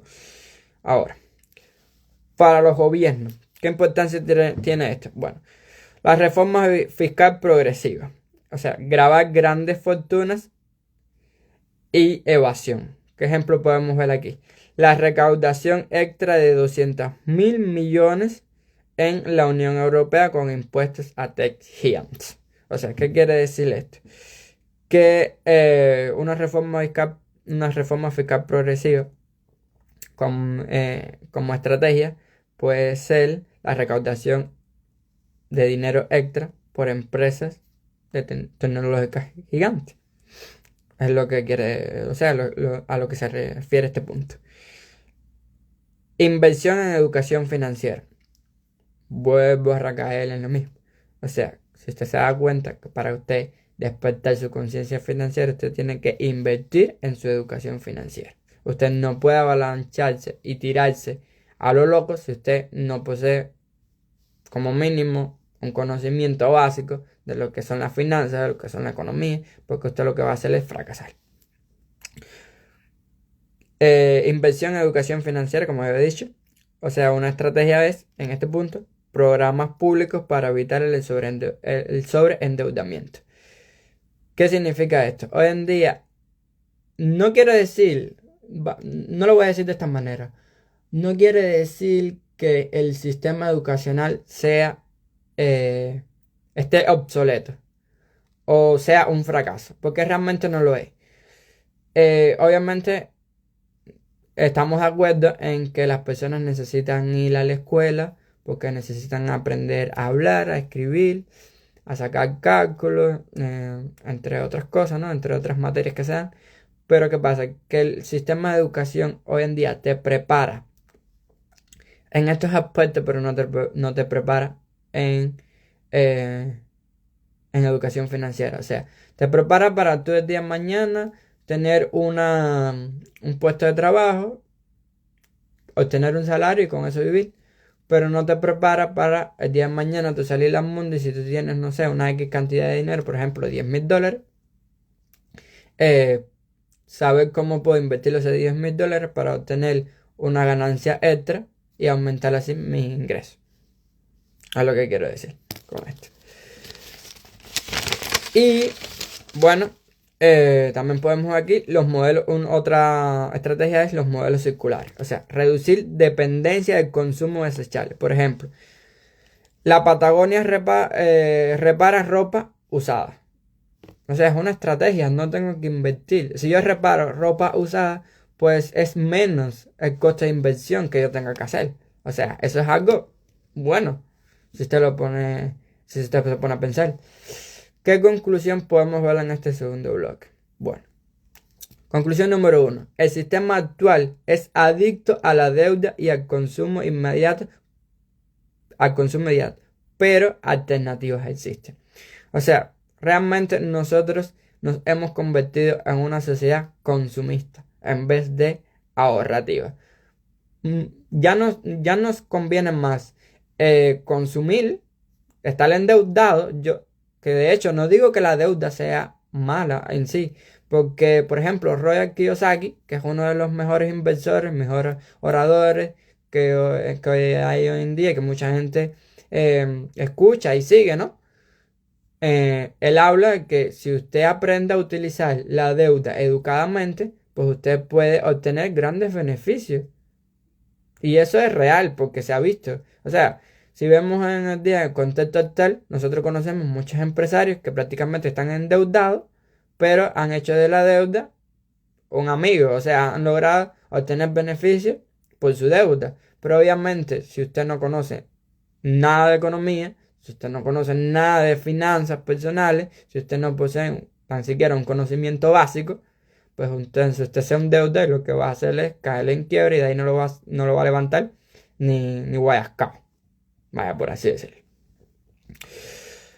Bueno, como conclusión muy importante de este bloque número 2, pues tenemos el sistema actual, que como lo había dicho es adicto a la deuda y al consumo y al consumo inmediato, ¿sí? Porque tampoco es un consumo a largo plazo. Ya hoy en día la gente quiere consumir progresivamente. O sea, ya hoy me compré por ejemplo, este bolígrafo y ya mañana ya no, como que ya no más pienso que no me haga falta, pues voy y compro otro. Y así. Y así se va creando consumo inmediato y lo que estoy haciendo es gastando mi economía y me vuelvo adicto a gastar. Es a eso a lo que me refiero. Bueno, ¿cuáles son las alternativas que existen? Hay 3 puntos importantes de alternativas que podemos ver aquí. Primero, los individuos. Segundo, la sociedad. Y tercero, los inversores. Para los individuos, ¿qué alternativa hay? Priorizar el ahorro sobre el consumo impulsivo. Para la sociedad, exigir políticas que miren el bienestar más allá del Producto Interno Bruto. Y para los inversores, apostar por empresas con modelos sostenibles, no solo growth all costs, o sea, crecimiento a costa. Lo que es a lo que me refiero a lo que le decía anteriormente. O sea, si yo como inversor soy una persona inteligente, ¿por quién yo voy a apostar? Por empresas que tengan objetivos tangibles y que me den rentabilidad sobre la inversión que yo hago, para que yo pueda obtener la ganancia que yo espero o necesito. Bueno, dicho esto, pues podemos pasar al bloque número 3 y último de la noche, que se llama... lo siento. Se llama inflación, dinero fiat y el futuro de la economía. Aquí hay varios subtemas también que también quiero que ustedes escuchen. Como subtema número 1, la impresión excesiva de dinero y sus consecuencias. O sea, ¿qué podemos ver aquí? El mecanismo del dinero fiat. ¿Qué cosa es el mecanismo del dinero fiat? Bueno, es dinero respaldado por decreto gubernamental, sin oro ni activos tangibles. Es lo que le estaba diciendo hace un momento. El sistema económico que tenemos hoy en día es un sistema fiduciario que no tiene valor en activos, o sea, no está ni sustentado ni en oro ni en activos tangibles. Ejemplo de esto es que el 80% de todos los dólares en circulación se imprimieron desde el 2020. O sea, ¿por qué existe inflación? ¿Por qué existen altos precios? Porque cuando vamos al mercado, si una naranja hoy no me costaba $5, mañana me cuesta 10. Mañana me cuesta $10. Caballero, porque sencillamente el sistema fiduciario en el que estamos viviendo, cuando una moneda no está respaldada en un activo tangible, en algo que realmente tenga valor, pues la inflación va a seguir existiendo, va a seguir generando desigualdad, va a seguir generando problemas tanto personales como familiares, como en la sociedad o problemas empresariales. Realmente esto es un ciclo, yo lo diría un ciclo de problemas alarmantes. Parece que es como que no quiere tener un fin, como que no se quiere acabar, o realmente nosotros somos los que no queremos que esto acabe. Yo, antes de seguir con el desarrollo de este tema, quiero decirles que he estado estudiando una gran posibilidad de que se pueda eh, mejorar la economía global. Obviamente todavía estoy en un proceso de principio y estoy estudiándolo bien de manera que no me equivoque tratando punto por punto. Pero sí tengo la fe y tengo esa premonición de que realmente si el proyecto que actualmente lo tengo en contextualización, o sea, solamente lo estoy llevando a la hoja, ¿no? Y al lápiz, o sea, lo estoy estudiando bien, lo estoy desarrollando de la manera que yo creo que es correcta. Con la ayuda de Dios, sí puedo, sí puedo, no, sí, bueno, sí voy a decir que sí puedo, porque, ¿por qué no voy a decir que no puedo? Puedo aportar un gran conocimiento a la sociedad. Y ese gran conocimiento es que sí podemos mejorar la economía global. Pero obviamente eso es un tema que también lleva mucho profundidad, mucho análisis técnico fundamental y que a pesar de que lo estoy desarrollando actualmente y de que me ha costado un poquito de trabajo, eh, he tenido resultados conceptuales que incluso lo he discutido con inteligencia artificial, porque, ¿por qué no? Si la tecnología existe, pues yo la domino bien y pues la uso, ¿no? Para beneficio de, no solo mío, sino beneficio de la sociedad. Eh, bueno, para no aburrir, lo que quiero decirles es que sí hallé el método de hacer que la economía global mejore. Pero ¿qué pasa? Que muchas veces cuando personas como yo encuentran una posibilidad así, se ven limitadas o nos quieren callar, pero yo realmente no tengo miedo. Yo encontré una manera, encontré un método de desarrollar y de mejorar la economía global y si usted está dispuesto a escucharla más adelante, obviamente este no es el espacio para compartirlo, va a salir en otro live o en otro momento o por Zoom, independencia de donde se me ocurre decirlo. En el momento que yo lo tenga todo desarrollado y yo esté 100% seguro de lo que voy a hablar, pues usted se va a dar cuenta que el método que yo hallé es completamente efectivo. Bueno, para seguir con el bloque número 3 que era la inflación, el dinero fiat y el futuro de la economía, había dicho que el mecanismo del dinero fiat es el dinero respaldado por decreto gubernamental sin oros ni activos tangibles. Que él había dicho que como ejemplo número 1 podíamos ver el 80% de todos los dólares en circulación se imprimieron en el año 2020. Ahora, ¿qué casos históricos de hiperinflación podemos ver aquí? El Zimbabue 2008. O sea, el Zimbabue que fue en el 2008. Billetes de 100 billones, sí, billones compraban un pan. Señor, esto es una locura. Venezuela. Ustedes saben que ahora Venezuela es un país que está en el boom de la información. Venezuela del año 2017 a 2024, o sea, el año pasado, la inflación acumulada fue del 500.000%, lo que generó una migración masiva. Principalmente ¿a dónde? A los Estados Unidos. No digo que los venezolanos hayan migrado a otros países de Latinoamérica, pero mayormente migraron a Estados Unidos. ¿Por qué? Porque la inflación en su país subió tanto que el nivel de sostenibilidad de vida en su país es prácticamente imposible.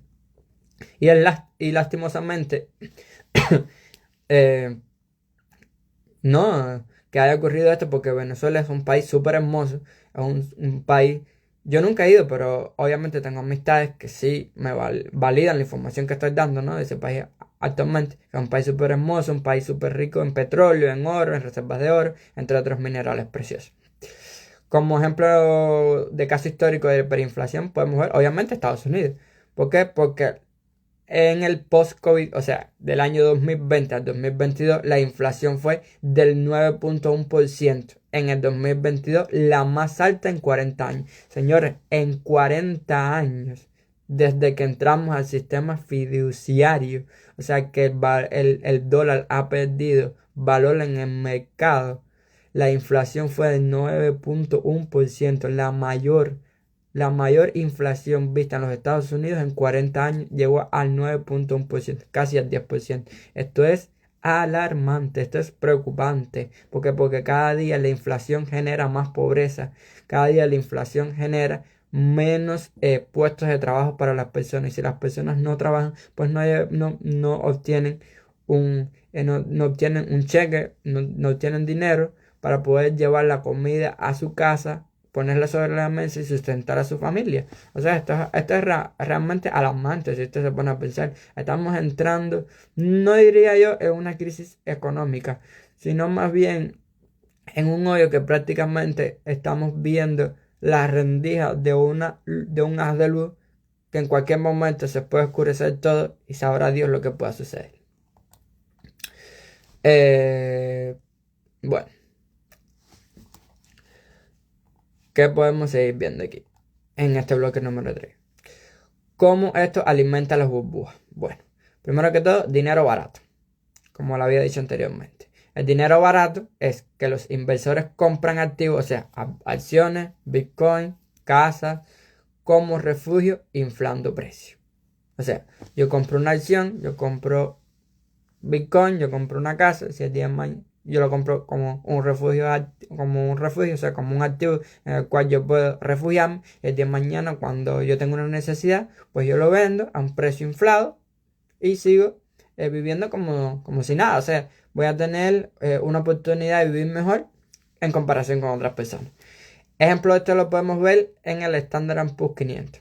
¿Qué pasa? Que aquí que el Standard & Poor's 500 subió más 120% del 2020 al 2024, mientras el Producto Interno Bruto global crecía solo el 12%.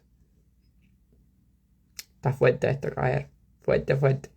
Bueno, pasemos a su tema número 2 del bloque número 3. La desconexión entre el mercado financiero y la economía real.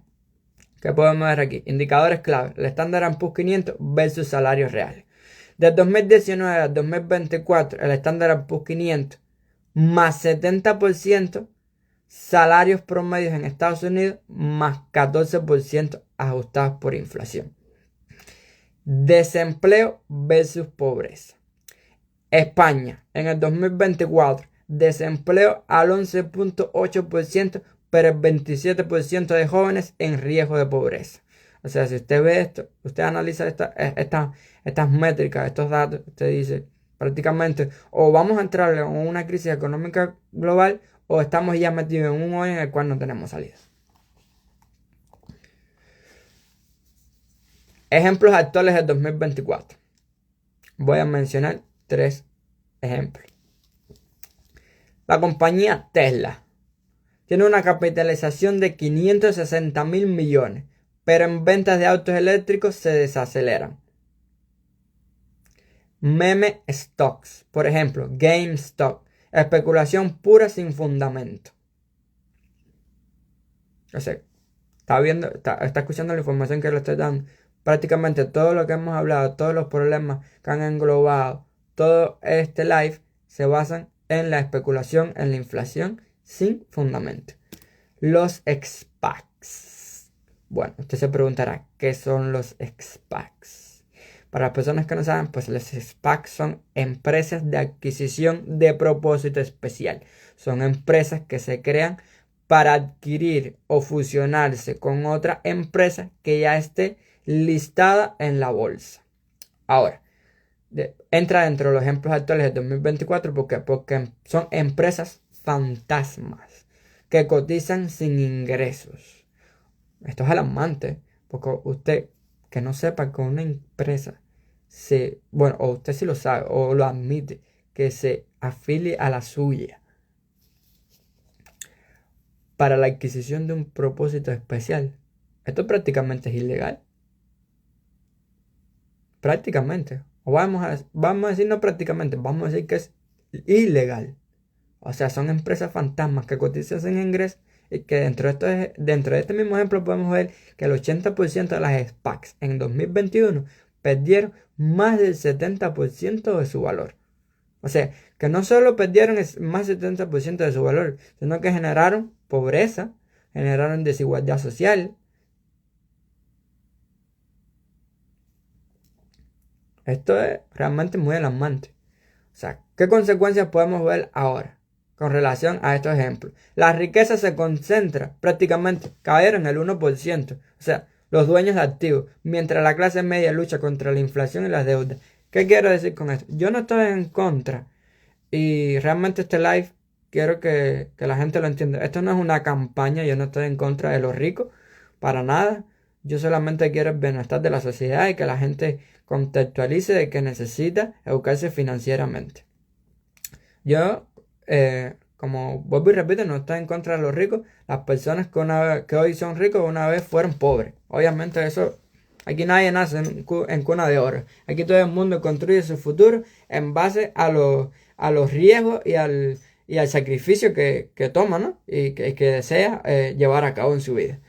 Pero que como consecuencia importante que vemos aquí de toda esta información que yo le he dado es que la riqueza prácticamente hoy en día se concentra en el 1%. ¿Y cuál es el 1%? Los dueños de activos. Aquellas personas que poseen activos tangibles. Mientras que la clase media, como tú, como yo, lucha contra la inflación y la deuda diaria.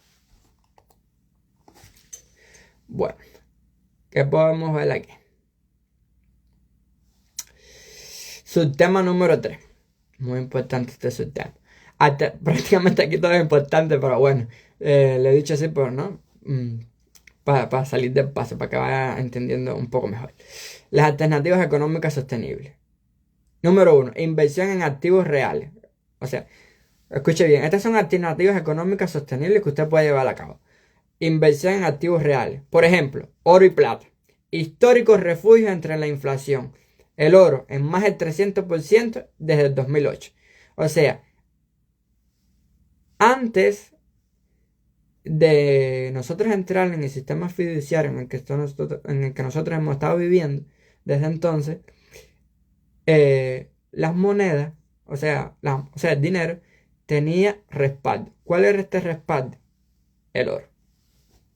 Es un tema muy, muy complicado, ¿no?, de abordar. Y yo me comprometo que también lo voy a desarrollar más adelante para que ustedes lo entiendan. Pero ¿qué quiero que se lleve aquí y ahora?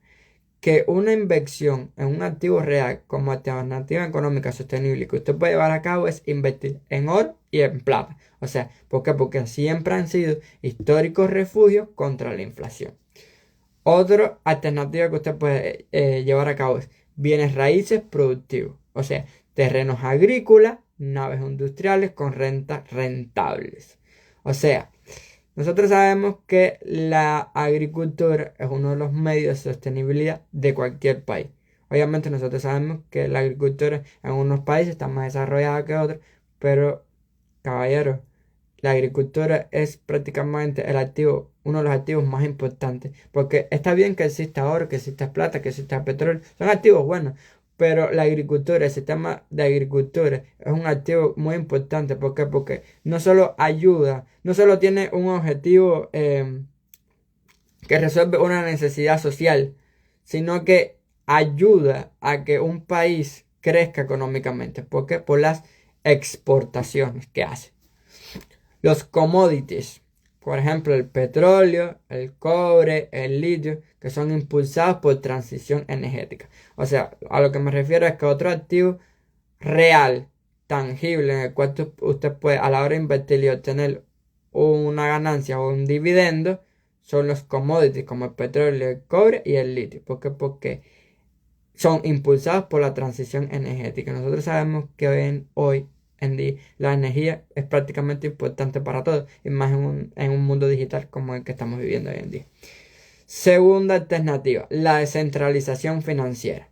¿Por qué la descentralización financiera? Porque existen criptomonedas duras. Por ejemplo, ya digo, vuelvo a decir, yo respeto el, el punto de vista de cada quien, pero bueno, obviamente lo tuve que incluir porque obviamente hemos visto de que muchas personas a la hora de invertir en criptomonedas pues han tenido alguna rentabilidad y pues han obtenido un ingreso extra. Y no está de más decirlo. Criptomonedas duras, por ejemplo, como el Bitcoin, tiene una oferta limitada a 21 millones. Versus Dogecoin, que es una inflación finita. O sea, si vamos a ver aquí en el ámbito de las criptomonedas, si usted es un inversor inteligente, usted va a preferir invertir en Bitcoin que en Dogecoin. ¿Por qué? Porque el Dogecoin se basa solamente en inflación. No digo que el Bitcoin también se base en inflación porque es un activo que no está regulado. Pero tiene una oferta limitada a 21 millones. O sea, como que se palpa mejor. Como que tiene mejor sabor. Finanzas DeFi. Bueno, préstamos sin bancos. Ejemplos, el AEVES, el Compound, pero con riesgo de hacks. Tercero, alternativa económica sostenible, economía circular, modelos de suscripción. Patagonia repara ropa, Philips alquila lámparas, no las vende. O sea, son modelos rentables. Modelos que cuando la persona, ¿no?, que invirtió, ¿no?, en eso, pues tiene una devolución de la inversión aún mayor de la que hizo. Bonos verdes, disculpen, ya iba a brincar para el sistema número 4 sin decir lo de los bonos verdes. ¿Qué son los bonos verdes? Inversión en energía solar o reforestación con rendimientos del 5 al 8%. Prácticamente lo que les he dicho son alternativas económicas sostenibles en las cuales usted puede invertir. Ahora sí vamos para el sistema número 4. Número 4. Planificación financiera anti-inflación. Estrategias para individuos. Primera estrategia que hay para los individuos son la diversificación geográfica. O sea, tener ahorros en monedas estables. Por ejemplo, el dólar, el euro, el franco suizo, la libra esterlina. Si vives en países inflacionarios. Por ejemplo, como Argentina, Turquía, entre otros. Número 2. Activos indexados a inflación. Los CETES que había dicho, los certificados, que principalmente esto se ve en México. Los TIPS, aquí en Estados Unidos. ¿Qué son los TIPS? TIPS. Son títulos del tesoro protegidos contra la inflación. O bonos ajustables por el IPS. ¿Qué cosa es el IPS? El índice de precios al consumidor. Número 3. Habilidades de alto valor. O sea, aprender inteligencia artificial, energías renovables o comercio internacional resistente a crisis local. Esas son una de las estrategias para individuos que usted puede llevar. O sea, cuando me refiero a individuos es a personas. Ahora vamos a ver las estrategias para empresas. Para empresas existen las cláusulas de ajuste, o sea, contratos en dólares o vinculados a índices inflacionarios. Reducción de deuda flotante. Refinanciar deudas a tasa fija antes de subidas de tipos. Ahora, ¿cuáles son las estrategias para los gobiernos? Si aplica, porque ustedes saben que todo es entre comillas. Patronos de oro digital, o sea, proyectos como el E-Yuan chino, respaldado parcialmente por divisas. Esto es un ejemplo que podemos ver hoy en día. Impuestos a transacciones especulativas. Grabar operaciones de alta frecuencias en bolsas. Ahora, ¿qué podemos concluir? Bueno, como le había dicho, el tema de este live es el despertar de la conciencia financiera. ¿Qué podemos concluir con este bloque número 3? ¿Hacia un colapso o a una reinvención? Quiero que se haga esa pregunta. Bueno, vamos a decirlo. ¿Hacia un colapso o una reinvención? El escenario pesimista. Si los bancos centrales siguen imprimiendo para rescatar deudas, el dinero fiat podría colapsar. Esta es una conclusión muy importante. Por ejemplo, Argentina en los años 80. Escenario optimista. Adopción de criptomonedas respaldadas. Economía circular y fiscalidad justa. ¿Qué quiero que se lleven en la primera conclusión? Si los bancos centrales, escenario pesimista, si los bancos centrales siguen imprimiendo para rescatar deuda, el dinero fiat podría colapsar. ¿Qué quiere decir esto? Que mientras vivamos en un sistema fiduciario donde nuestra moneda no esté respaldada por un activo tangible, por ejemplo, y vuelvo y cito, como el oro, que es tan importante, podemos llegar a un colapso económico global. O sea, vamos a entrar en un hueco en el que prácticamente no vamos a tener salida. Y esto va a generar más pobreza, más hambre, más desigualdad social y más problemas sociales. Ahora, antes de terminar, quiero aclarar, ¿no? Una cosa muy importante que había dicho, creo que en el sistema número 1, si mal no recuerdo, que era cuando decía acerca del Standard & Poor's 500 versus salarios reales. Tal vez esa parte para ustedes no quedó muy aclarada, pero bueno, ahora se lo voy a explicar. ¿Qué pasa? ¿Qué significa cada término? El Standard & Poor's 500 es el índice bursátil más importante de los Estados Unidos, como ya lo había dicho, que agrupa las 500 empresas más grandes del país, como por ejemplo Apple, Microsoft, etc. Su subida refleja ganancias para inversores. O sea, que si el mercado, los Standard & Poor's 500 sube, yo como accionista me voy a ver beneficiado. O sea, accionistas, fondos de pensiones, etc. Pero no necesariamente el bienestar de la población general. Yo como inversor me voy a ver beneficiado, pero la población en general no. ¿Por qué? Porque no tienen esa educación financiera, no van a ese mercado, no invierten, pues no obtienen una rentabilidad, no tienen un beneficio, no obtienen un dividendo, no tienen una ganancia. Salarios reales son los sueldos ajustados por inflación, es decir, cuánto poder adquisitivo tienen realmente los trabajadores. Si yo, por ejemplo, cobro o trabajo 40 horas a la semana y al trabajar saco al mes $1,500, pues eso va a ser el poder adquisitivo que yo tengo, o sea, $1,500. Prácticamente ese es el poder adquisitivo que yo tengo. Ejemplo, si tu salario sube un 5% en un año, pero la inflación es del 7%, tu salario real cae un 2%.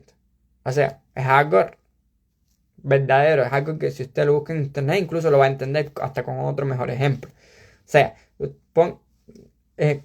interiorice junto conmigo ahora.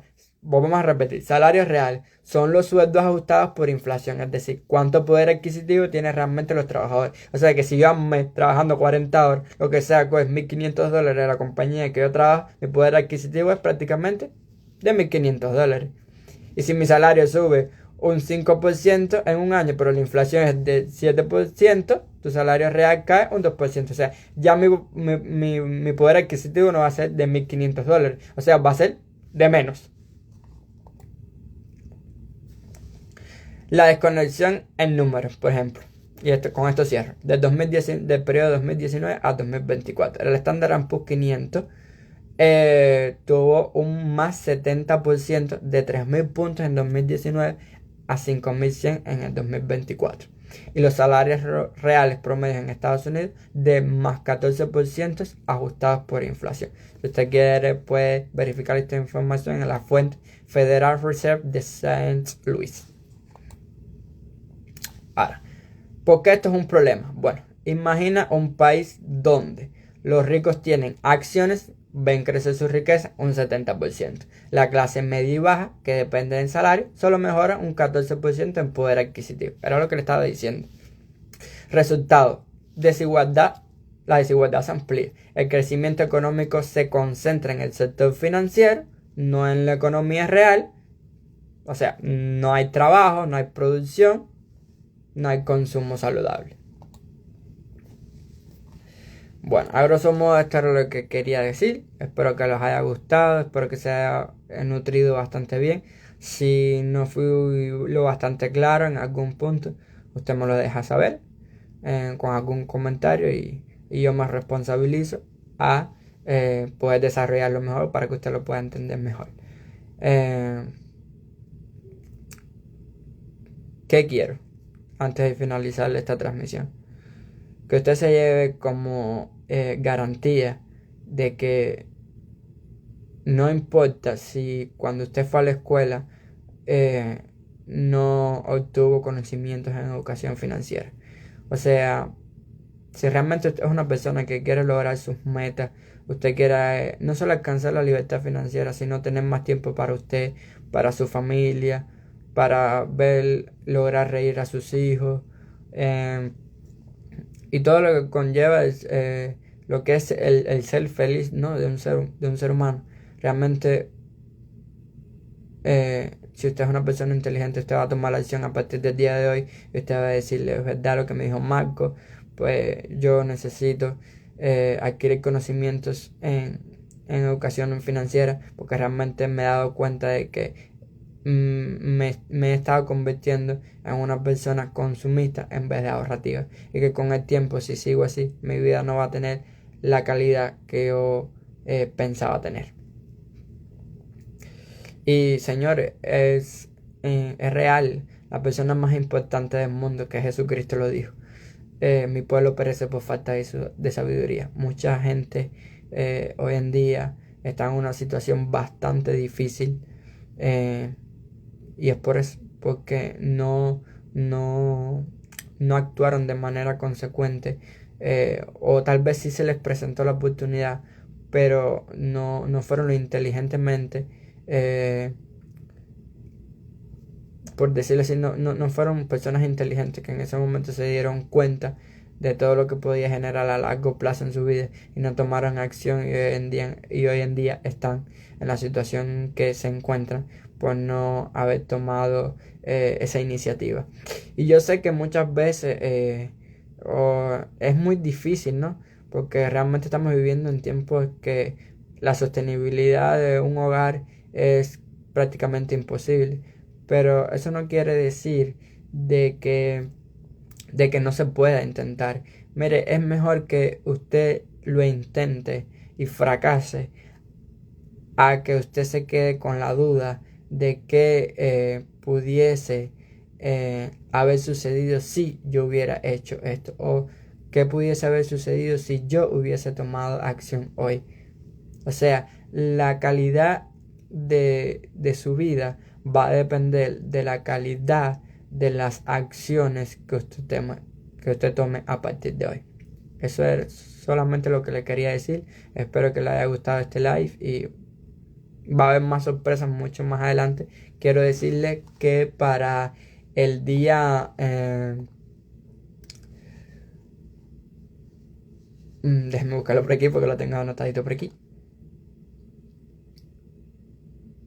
El día 4 de febrero, o sea, un día antes de mi cumpleaños, yo voy a estar hablando del Bitcoin como la mayor estafa económica del siglo. O sea, en este tema voy a hablar de por qué Bitcoin genera promesas de grandes riquezas, libertad financiera y descentralizada en un mundo donde el dinero crea víctimas constantemente, y ha entrado a juego la mayor estafa económica del siglo, que es el Bitcoin, que yo lo llamo como el verdugo de la economía digital. Espero que esté allí también en ese live que voy a desarrollar. Y bueno, nada, mi gente, ha sido todo por hoy. Que Dios me los bendiga mucho y que todas estas pequeñas cosas, ¿no? Y todas estas pequeñas enseñanzas que yo hoy le he podido dar y ofrecerle a usted. Usted vaya a su cama, ponga su cabeza sobre la almohada y empiece a interiorizar y sacar conclusiones propias de que realmente lo que estoy viviendo ahora es lo que yo quiero para mi vida, o yo puedo mejorar mi vida si tomo acción a partir de hoy. Eso es lo que quiero, el mensaje que usted quiero que se lleve. Que usted acabe de despertar la conciencia financiera que tienen todos los seres humanos, prácticamente dentro de ellos mismos, pero que a veces es más fácil eludir la realidad para vivir en una burbuja o vivir en un mundo eterno donde yo me sienta mejor. Y realmente va a haber un momento en el que usted va a tener que salir de ahí y enfrentarse a la realidad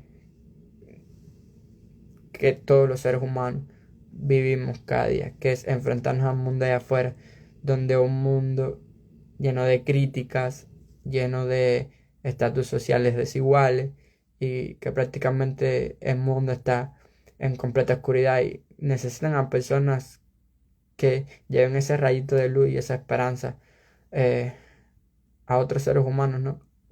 Porque el principio de estar aquí en la tierra y de haber sido creado, como lo acabo de decir, es ser humanos, antes que todo.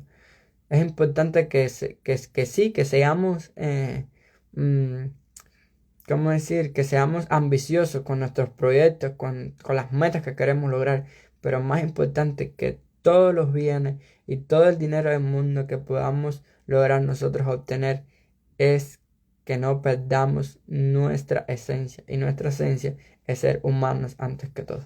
Bueno, eso era todo lo que quería decir. Y bueno, que tenga buena noche y que Dios me lo bendiga mucho. Y que multiplique todas sus cosas con creces.